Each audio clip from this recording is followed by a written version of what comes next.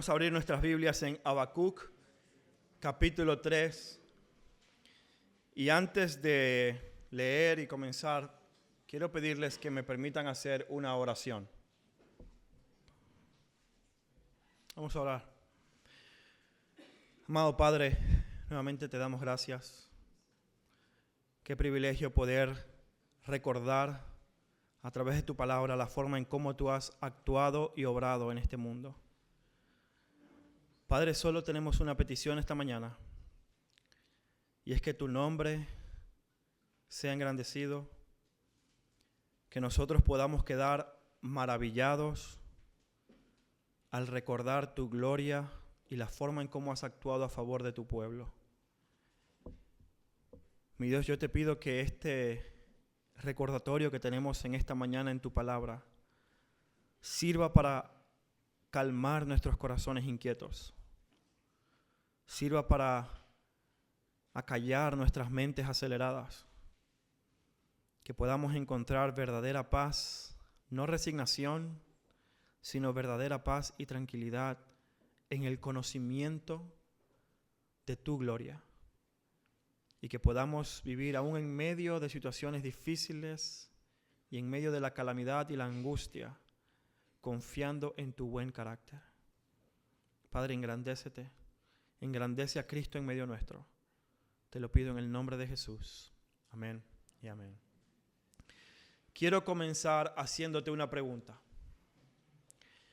¿Qué sostiene tu confianza cuando el futuro deja de parecer seguro? ¿Qué sostiene tu confianza cuando el futuro parece ser incierto? O peor que incierto, cuando el futuro parece traer solo calamidad y angustia. Verás, todos los seres humanos depositamos nuestra confianza en algo. Cada uno de nosotros tenemos un fundamento en nuestra vida en el cual nosotros depositamos nuestra confianza. Y eso funciona casi como la silla en la que estás sentado. Tú estás depositando todo tu peso, todo tu cuerpo en esa silla porque confías que te va a sostener. De esa misma manera, todo ser humano deposita su confianza, su estabilidad, su tranquilidad, su paz en algo. Puede ser en la salud. Hay muchas personas que dicen, bueno, lo importante es tener salud. Y si tenemos salud, lo demás es pasajero. Hay otros que lo apoyan en su situación económica y dicen, bueno, con estos ahorros o con esta cuenta bancaria puedo hacer frente a todas las cosas que vengan en la vida. Otros depositan su confianza en la familia, en la estabilidad familiar, en su cónyuge, en sus hijos, en sus padres.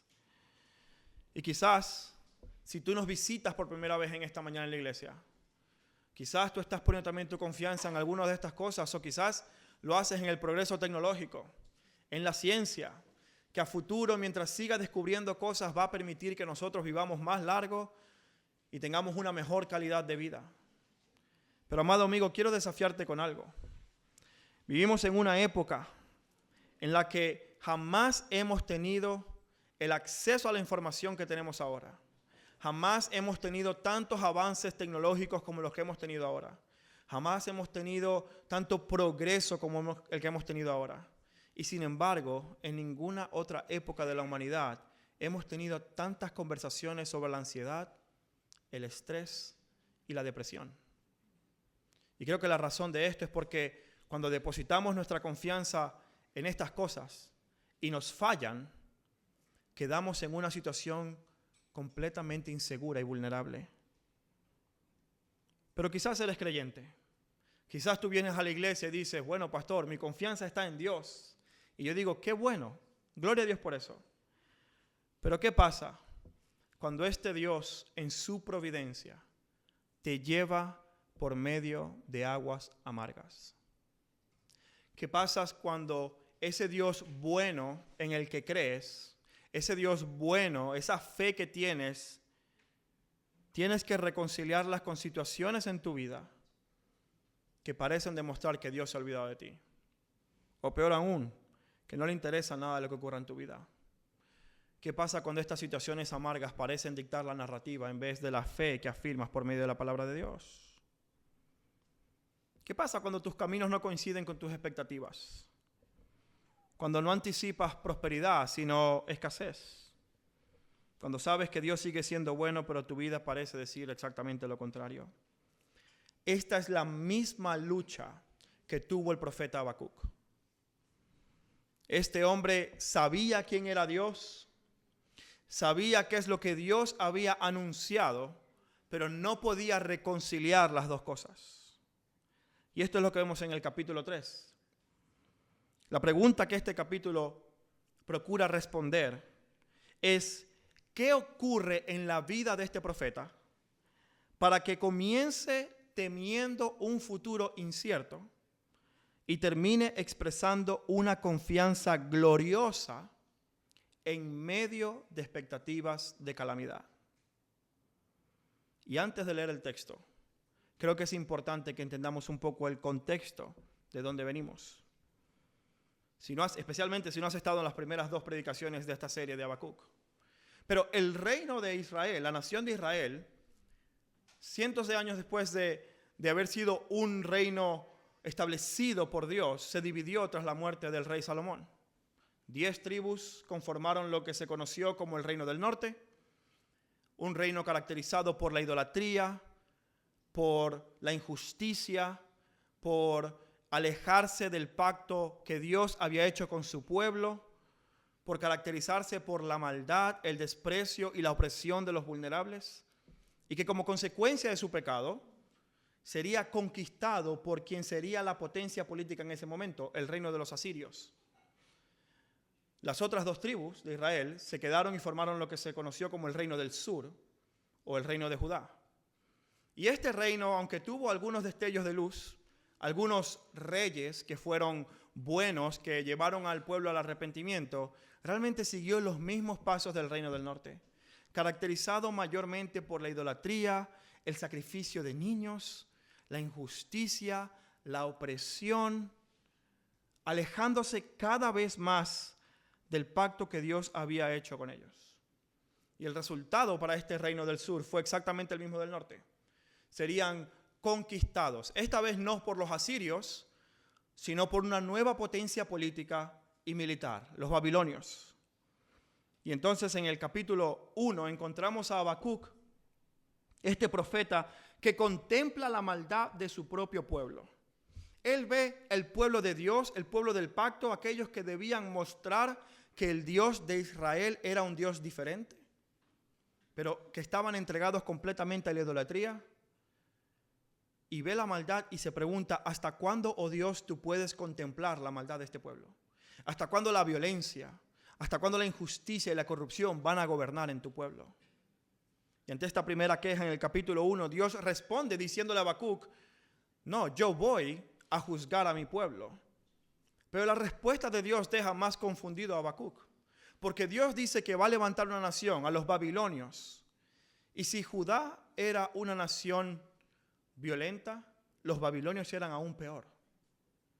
Los babilonios no tenían ningún respeto por la dignidad humana. Y Dios dice: voy a usar a este pueblo como mi instrumento de justicia para traer disciplina sobre mi pueblo que se ha ido tras otros dioses y ha caído en inmoralidad e injusticia, abandonando mi pacto. Y lejos de resolver las dudas y la queja de Habacuc, esta respuesta genera mayor confusión. Porque Habacuc ahora no se pregunta: ¿hasta cuándo, oh Dios, tú vas a tolerar la maldad de tu pueblo? Sino que se pregunta: ¿cómo Dios, tú siendo santo, puedes usar un pueblo tan malo como los babilonios? ¿Cómo pueden ellos ser tus instrumentos de injusticia si son peores que Judá? Y Dios responde mostrando su santidad, diciendo que Él va a traer también juicio sobre la nación de Babilonia. Y este es precisamente el contexto en el que nos encontramos, porque después de esta respuesta, Habacuc, después del capítulo 2, queda en la misma situación. Es decir, lo único que Habacuc puede anticipar en este momento es juicio, pérdida y sufrimiento. La respuesta de Dios no cambió las circunstancias de Habacuc. La respuesta de Dios no dijo: los babilonios van a cambiar de opinión. No, en todo momento el juicio contra Judá y contra Babilonia se mantuvo firme y Habacuc no tenía otra cosa que esperar más que este juicio venidero. Y es precisamente en este contexto, en el futuro que parece anunciar únicamente calamidad, que Habacuc va a elevar esta oración en el capítulo 3 a Dios. Así que ahora sí quiero que con esto en mente vamos a leer Habacuc capítulo 3, versículos del 1 al 16.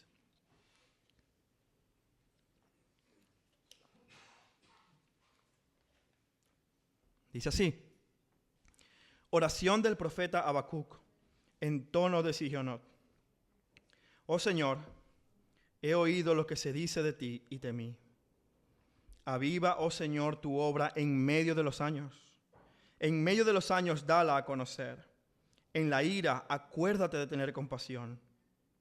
Dios viene de Temán y el santo del monte de Parán. Su esplendor cubre los cielos y de su alabanza está llena la tierra. Su esplendor es como la luz, tiene rayos que salen de su mano y allí se oculta su poder. Delante de él va la pestilencia y las plagas siguen sus pasos. Se detuvo e hizo temblar la tierra, miró e hizo estremecer a las naciones. Sí, se desmoronaron los montes perpetuos, se hundieron las colinas antiguas, sus caminos son eternos. Bajo aflicción vi la tienda de Cusán, temblaban las tiendas de la tierra de Madián. ¿Te indignaste, Señor, contra los ríos? ¿Contra los ríos fue tu ira? ¿Contra el mar tu furor cuando montaste tus caballos en tus carros de victoria? Tu arco fue desnudado por completo, las varas de castigo fueron juradas, con ríos hendiste la tierra.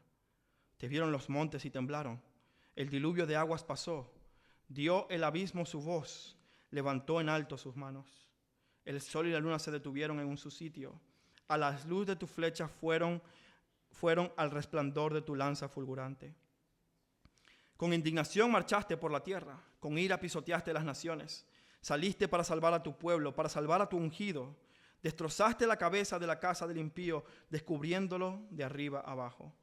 Traspasaste con sus propios dardos la cabeza de sus guerreros, que irrumpieron para dispersarnos. Su regocijo fue como el de los que devoran en secreto a los oprimidos. Marchaste por el mar con tus caballos y en el oleaje de las inmensas aguas. Oí y se me estremecieron mis entrañas, y a tu voz temblaron mis labios. Entra podredumbre en mis huesos, y tiemblo donde estoy. Tranquilo espero el día de la angustia, al pueblo que se levantará para invadirnos. Es interesante cómo Habacuc comienza esta oración siendo descrita como en tono de Sigionot. Es interesante porque no sabemos exactamente qué significa Sigionot, pero sabemos que tiene un tono musical. Esta es una oración que tenía el propósito de ser cantada públicamente en la congregación del pueblo de Judá. Y esto se confirma, de hecho, si vamos al versículo 19, al final del capítulo, se confirman las últimas palabras que se mencionan allí, cuando dice que esta oración es para el director del coro con mis instrumentos de cuerda. De principio a fin, desde el principio de la oración hasta el final de la oración, se nos muestra el tono musical que tiene este poema que el profeta ahora eleva a Dios. Y esto debe llevarnos a una pregunta muy práctica. ¿Por qué los creyentes cantamos cuando nos reunimos? ¿Por qué Habacuc tiene la necesidad de cantar este poema en medio de la congregación de Israel y no simplemente guardarlo como una oración privada en la que está luchando con su fe? ¿Alguna vez te has preguntado eso? ¿Por qué en los cultos cristianos dedicamos tanto tiempo a cantar tantas canciones? Bueno, te puedo decir que Habacuc 3 nos ayuda a responder esta pregunta. En primer lugar, los cánticos en la iglesia no son simplemente una expresión emocional. Mucha gente quizás pueda pensar eso. Los cantos en la iglesia no son únicamente una expresión de las emociones, ni tampoco tienen el propósito de preparar el ambiente.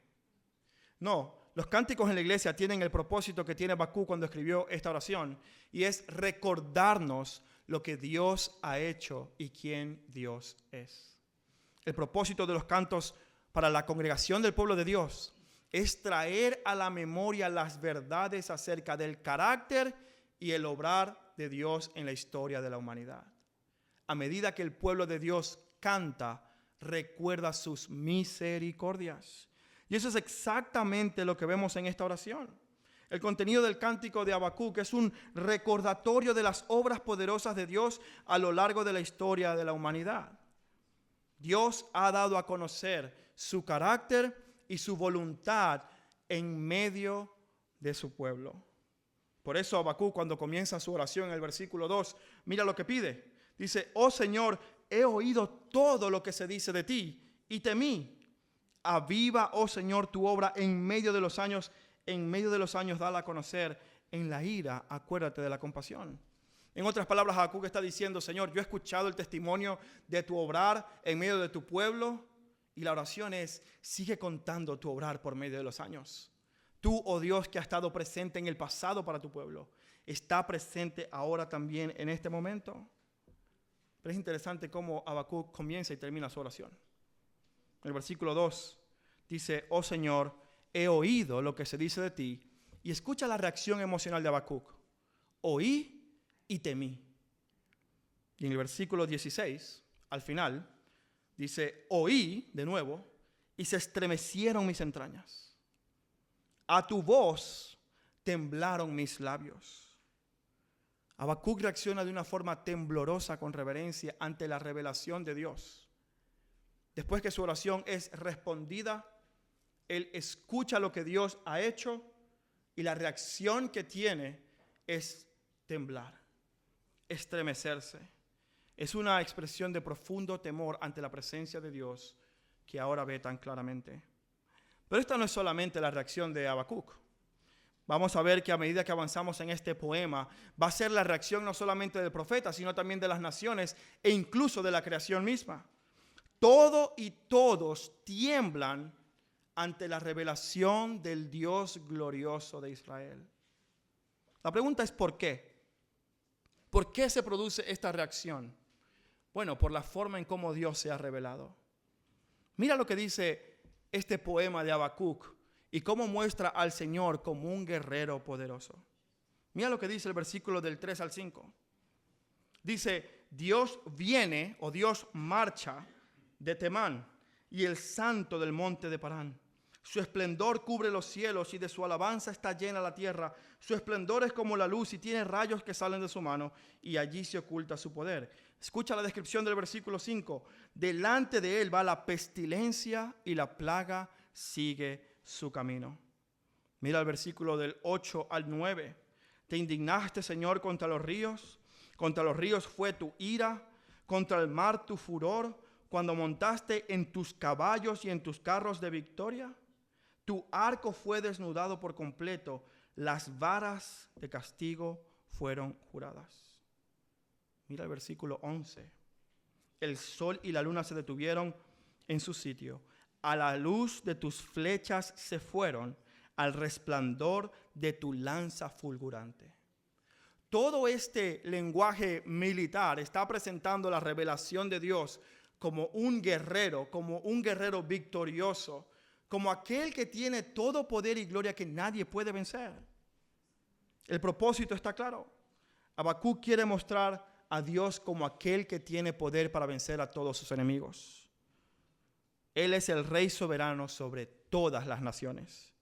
Esto tiene una importancia si recordamos especialmente el contexto cultural de esa época.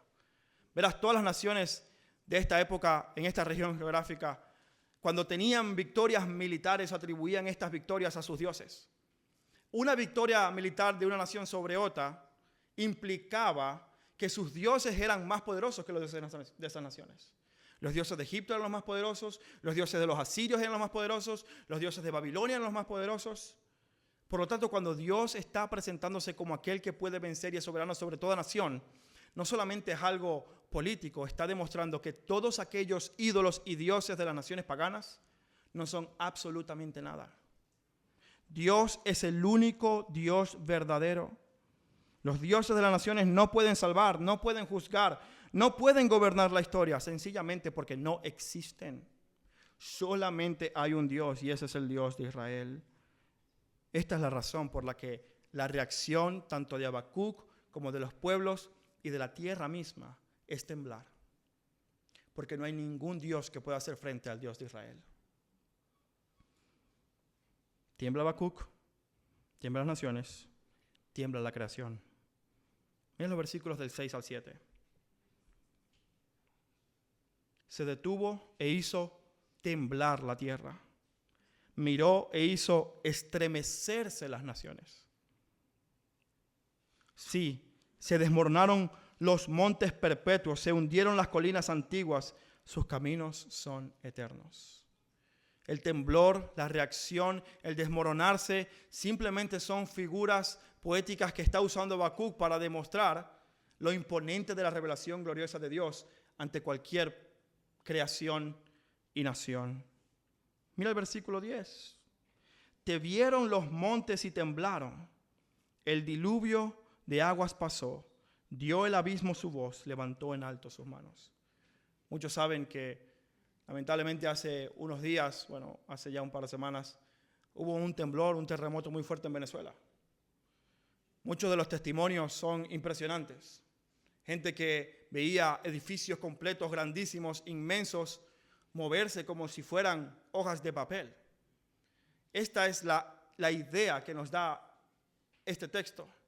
Montes inmensos, no edificios de 10 pisos ni de 20 pisos, montes rocosos, tierra inconmovible, que ante el Dios de Israel no tiene otra reacción más que desmoronarse por completo.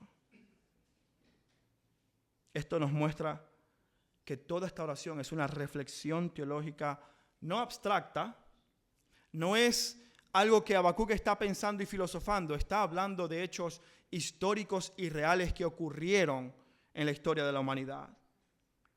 Cada imagen que él utiliza es una descripción de cómo Dios marchó en el Antiguo Testamento, y cada escena es un acontecimiento que Habacuc va entrelazando para demostrar este Dios todopoderoso. Habacuc lo que está haciendo es haciendo memoria. Está trayendo delante del pueblo las obras concretas que Dios demostró desde el Éxodo hasta la toma de la tierra prometida. Y esto es lo importante que debemos aprender de todo esto. Habacuc sabe que la confianza para enfrentar el futuro no nace de la imaginación o de la filosofía, sino del recuerdo fiel de quién es Dios y lo que Él ha hecho por su pueblo. Quiero que constantemente a lo largo de este sermón te estés preguntando en qué sostiene tu confianza, en qué se deposita tu confianza. Habacuc nos responde mostrando que la suya se encontraba en el Dios de la creación que se ha revelado en la historia de la humanidad. De hecho, si observas todo el poema con detenimiento, vamos a ver y vamos a descubrir que todo es una transición mostrando cómo Dios marchó y guió a su pueblo desde Egipto hasta la tierra prometida. Prácticamente es un recorrido por la historia de la redención que revela el carácter y la intención de Dios para con su pueblo. Él está recordando cómo Dios actuó en la liberación de Israel y cómo los llevó a aquella herencia que Él les había prometido. Mira cómo comienza. Versículo 3. Dios viene desde Temán y el santo desde el monte de Parán. Su resplandor cubre los cielos y su alabanza está llena la tierra. Estos dos lugares geográficos no son mencionados por Habacuc simplemente de forma aleatoria. Él está escogiendo dos regiones que estaban cerca al sur de Judá, cerca de la región de Edom, donde Dios demostró su gloria y poder de forma maravillosa al guiar a su pueblo después de salir de Egipto. Él está recordando estos lugares, viendo a Dios marchando delante de su pueblo para llevarlos a la tierra prometida. Esto nos lleva directamente al Éxodo. Él está recordando que Dios marchó delante de nuestros padres. Recuerden también que Dios nos sacó de la esclavitud para conducirnos a la tierra que había prometido. Pero Él no se detiene ahí. Mira cómo Habacuc usa este poema para recordar el poder de Dios sobre la nación de Egipto. Y quizás para nosotros Egipto ahora no es una nación muy grande y muy fuerte y poderosa a nivel mundial, político y militar. Pero en aquellos momentos era la nación que dominaba todo el panorama político, toda la economía. Era Egipto en el momento del Éxodo, era la nación más grande y poderosa que existía. Y mira el versículo 8 y 9. ¿Te indignaste, Señor, contra los ríos? ¿Contra los ríos fue tu ira? ¿Contra el mar fue tu furor? Cuando montaste en tus caballos, en tus carros de victoria, Tu arco fue desnudado por completo, las varas de castigo fueron juradas. Mira cómo Habacuc usa este poema para decir, Señor, ¿fue el río Nilo el objeto de tu castigo? ¿Fue el mar rojo que abriste aquel en quien descargaste tu ira? No, está usando una figura retórica para demostrar que este juicio no era sobre estos cuerpos de agua, sino sobre una nación idólatra y pagana como lo era Egipto, humillando y derrotando a los dioses de los egipcios y al mismo tiempo trayendo juicio y liberación para su pueblo. Dios no estaba airado con los ríos. El Nilo y el Jordán eran simplemente expresiones del poder y la gloria de Dios que tiene dominio sobre la creación. Cuando el Nilo se convirtió en sangre y el mar rojo fue abierto, Dios no estaba descargando su ira contra estos cuerpos de agua, sino contra una nación pagana como Egipto. Pero el recorrido histórico continúa. En todo esto, Habacuc nos está haciendo un recorrido no solamente de la liberación, sino que nos está llevando incluso al momento donde Dios cumplió su promesa y llevó a este pueblo de forma fiel hasta la tierra prometida. Mira el versículo 11. El sol y la luna se detuvieron en su sitio, a la luz de tus flechas se fueron, al resplandor de tu lanza fulgurante. Y no hemos llegado allí, pero John seguramente llegará ahí. John va a predicar sobre Josué 10 en algún momento. Y esta escena que está recordando Habacuc nos tiene que llevar precisamente a ese episodio donde Dios le concede la victoria a su pueblo en Gabaón, deteniendo el sol y la luna para que Israel pudiera conquistar a sus enemigos. Mira lo que dice Josué capítulo 10, versículos 12 al 13. Entonces Josué habló al Señor y dijo, Sol, detente en Gabaón, y tú, luna, en el valle de Ajalón. Y el sol se detuvo y la luna se paró, hasta que la nación de Israel se vengó de sus enemigos. Dios muestra su dominio sobre toda la naturaleza. Y estas son las cosas que está recordando Habacuc. El mismo Dios que abrió el mar, es el mismo Dios que detuvo el movimiento del sol y la luna. Todo con un propósito. Verás, Habacuc no está simplemente mostrando datos históricos irrelevantes. Él está conectando todo en un poema con un propósito. Comienza este movimiento llevando a Dios desde Canaán hasta Egipto para rescatar a su pueblo hasta llevarlo a la tierra prometida con el propósito de mostrar una cosa. Mira el versículo 13.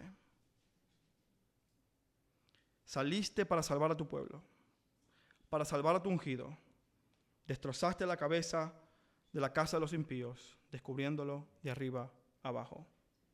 Todo este actuar de la historia en el que Dios se ha revelado, en el que Dios ha mostrado su carácter y su poder sobre las naciones y los dioses, tiene el propósito de dar a conocer que solamente hay un Dios verdadero y es el Dios que ha descendido a salvar a su pueblo.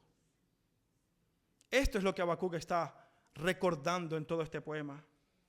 Me parece interesante que Habacuc recuerde esto y no recuerde los 40 años que Israel vagó en el desierto por disciplina. No recuerde que Dios tuvo que castigar a Israel por su incredulidad, matar a una generación completa, levantar una otra generación y llevarlos a la tierra prometida. Habacuc, incluso en medio del juicio inminente, no está recordando la disciplina del Señor. Habacuc está recordando la bondad y la bendición de Dios para con su pueblo, aún en medio de un anuncio de juicio. Y esto cobra especial significado porque Habacuc está recordando a sí mismo y a toda la congregación el carácter del Dios al que servimos.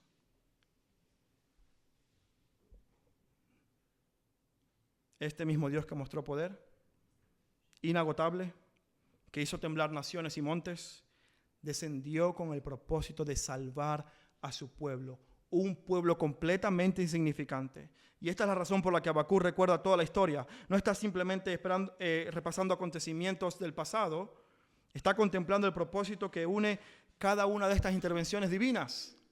Todo lo que has hecho, oh Dios, lo has hecho para tu gloria y el bien de tu pueblo. La pregunta es, ¿cómo vemos a Dios en situaciones difíciles?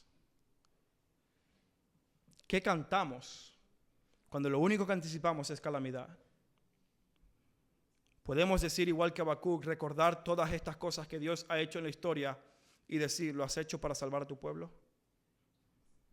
Amado hermano y amigo, generalmente cuando las cosas no van como nosotros esperamos, lo primero que hacemos es poner en duda el carácter de Dios para con nosotros.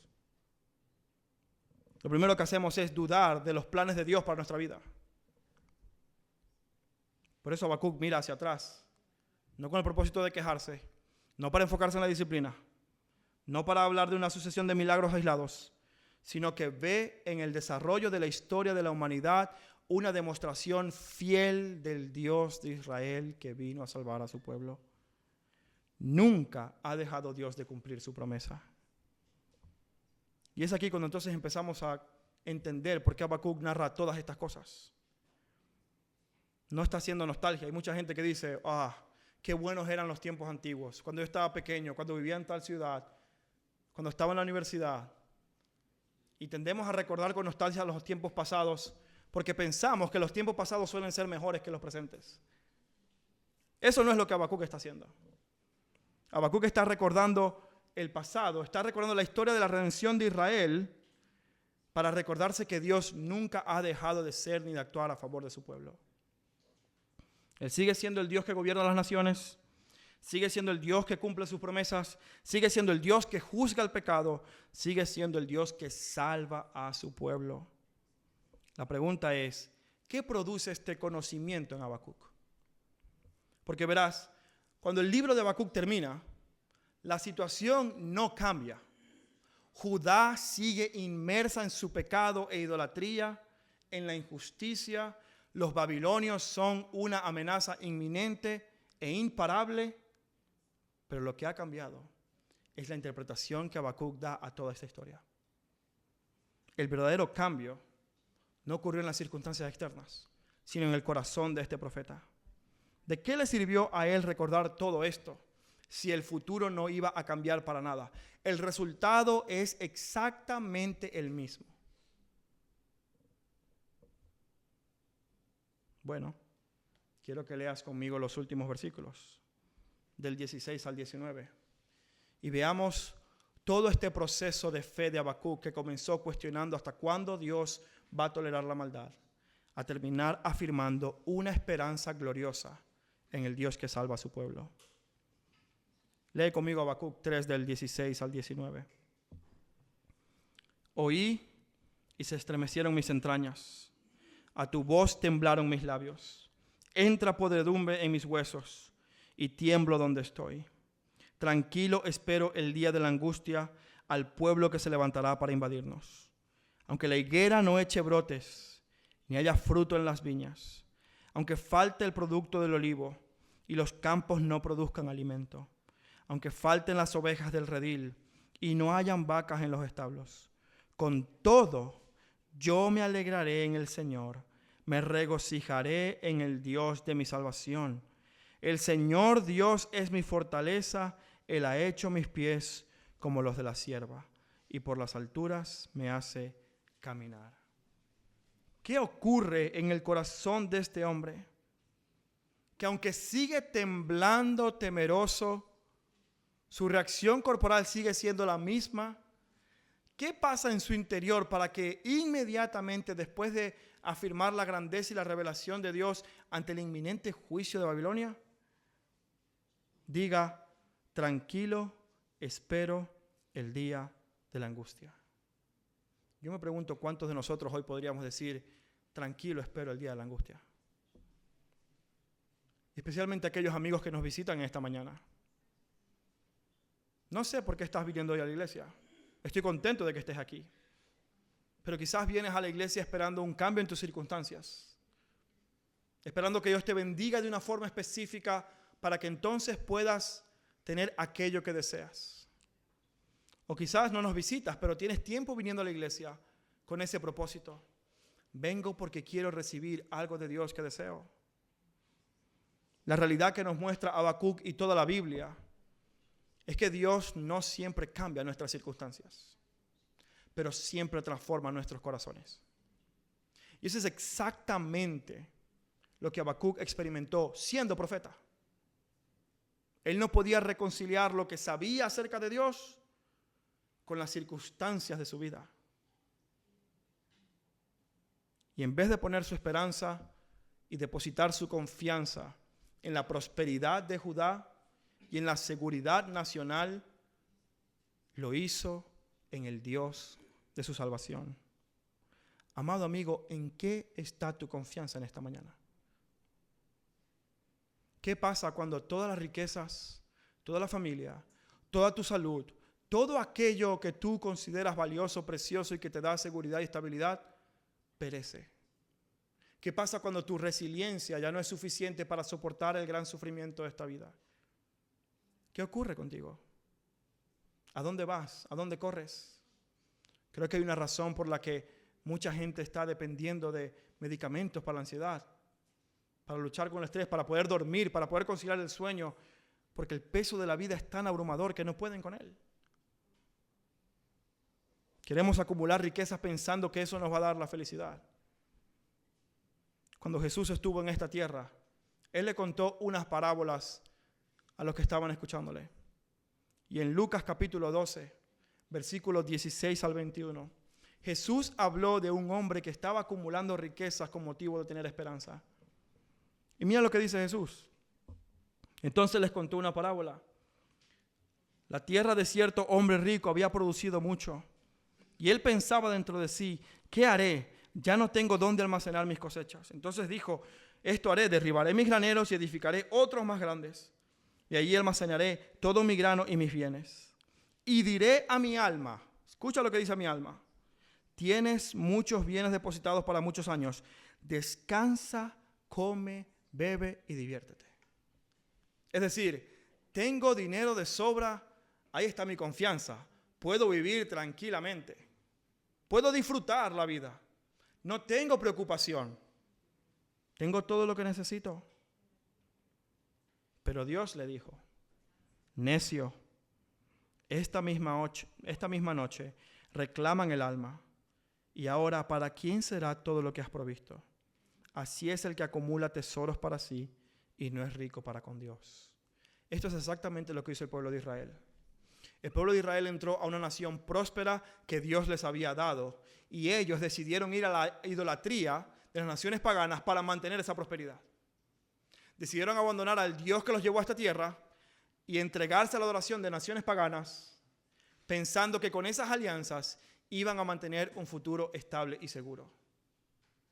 Amado amigo, tú y yo hemos hecho lo mismo.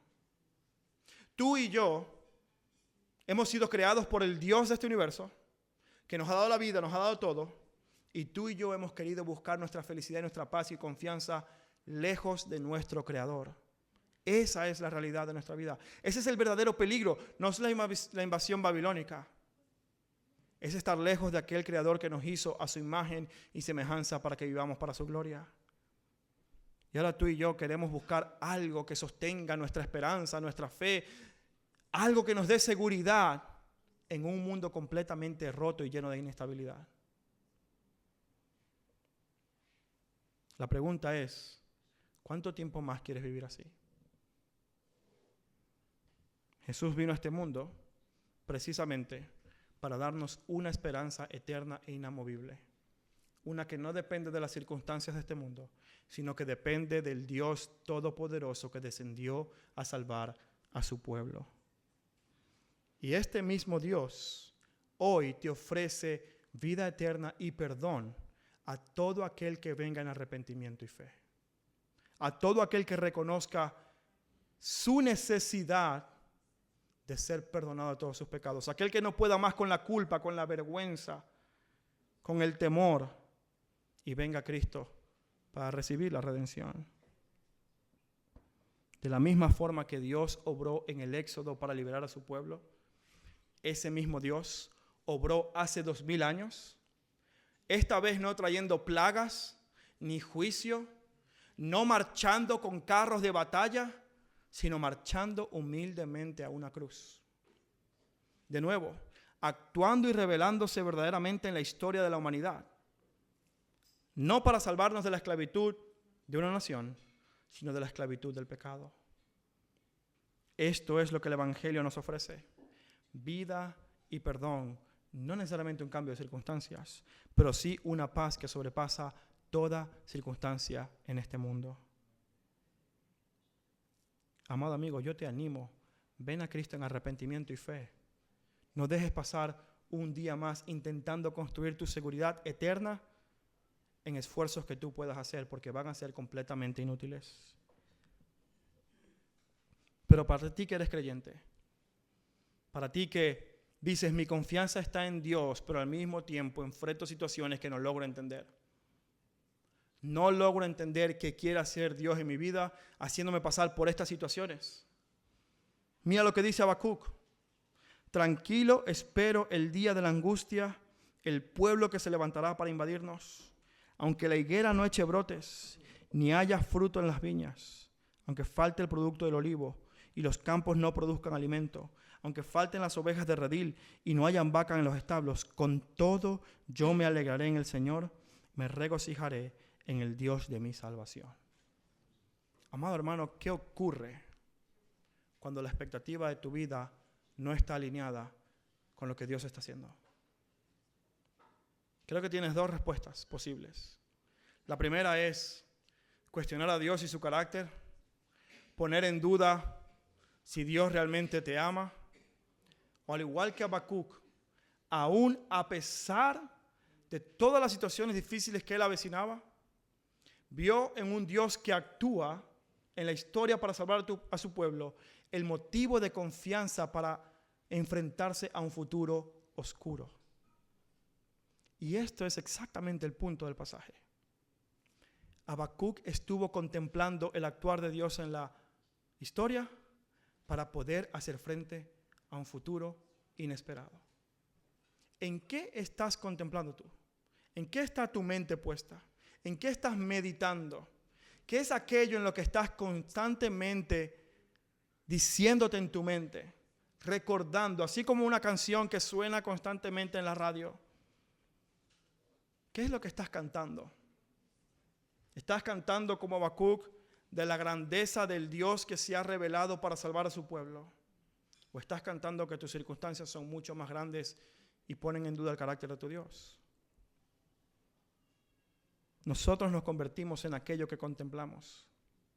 Aquello en lo que deposites tu mente, en lo que inviertas tu tiempo para pensar y llenarte, es aquello que va a determinar en qué confías. Amados hermanos, la confianza de Habacuc no nació de pensar que él podría soportar su futuro por su propia fuerza. La confianza de Habacuc nació de saber quién es el que sostiene el futuro. Y esa es la diferencia. La pregunta para ti esta mañana es: ¿en qué se sostiene tu confianza? ¿En ti, en tus expectativas, o en el Dios que descendió para salvar a su pueblo y que sostiene el futuro en sus manos, aún en medio de un juicio inevitable? Oremos. Amado Padre, gracias porque por medio de tu palabra podemos conocer verdaderamente tu carácter. Podemos ver realmente, oh Señor, quién tú eres y lo que tú has hecho. Padre, nuestras mentes pueden buscar seguridad y confianza en cualquier otro lugar. Pero verdaderamente cuando cantamos y recordamos sobre tu juicio, sobre tu bondad, sobre tu misericordia, es allí donde podemos encontrar verdaderamente aquello que puede calmar nuestras almas, aquello que puede calmar nuestras mentes. Y por eso, Padre, yo te ruego que en esta mañana, a medida que hemos reflexionado en este recorrido de este profeta Habacuc, que comenzó con dudas, dolor, cuestionamiento, confusión, pero terminó recordando tu grandeza y en adoración y confianza, nos sirva a nosotros de ejemplo para llevar el mismo recorrido. Que la verdad de tu palabra, la revelación de tu gloria, nos ayude, oh Señor, a vivir confiados en este mundo, aunque falte el grano, aunque falte el fruto, aunque no haya seguridad personal, aunque el pueblo invasor venga de forma inminente o aunque la economía colapse, que podamos vivir seguros en el Dios de nuestra salvación, en el Señor que es nuestra fortaleza. Padre, ayúdanos a tener esta misma confianza, no dudando de tu carácter, sino recordándolo cómo has sido fiel desde el inicio de nuestras vidas hasta hoy. Te lo pedimos, Señor, en el nombre de Jesús. Amén. Amén.